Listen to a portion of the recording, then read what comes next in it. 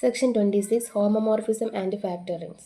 Definition: an additive subgroup N of a ring R satisfying the properties An subset of N and Nb subset of N for all AB belongs to R is an ideal. അതായത് ring ആറിൻ്റെ അകത്തുള്ള addictive sub ഗ്രൂപ്പിന് നമുക്ക് ideal ആണെന്ന് പറയണമെങ്കിൽ ഈ properties satisfy ചെയ്യണം.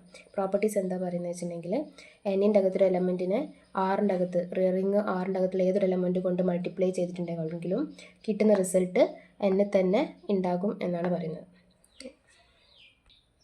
Next examples നോക്കാം. Example 26.11 we see that nz is an ideal in the ring Z since we know it is an subring and S of nm equal to nm S belongs to nz for all Z belongs to Z. ഇവിടെ nz is a subring of Z.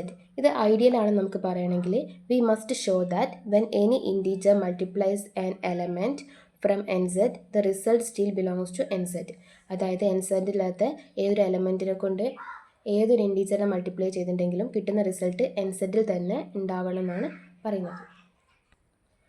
So we take an element nm belongs to nz then multiplying by any s belong to z.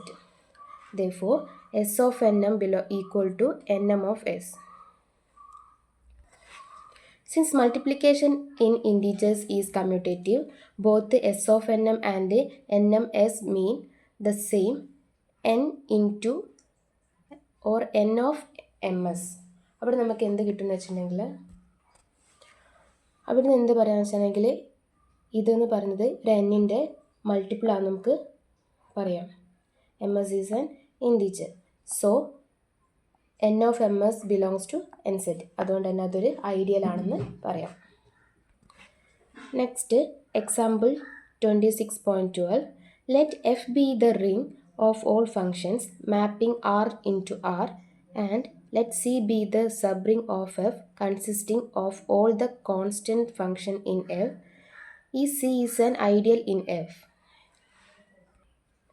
അതായത് f എന്ന് പറയുന്നത് ആറിന് ആറിലേക്ക് map ചെയ്യുന്ന ഒരു function ring ആണ് and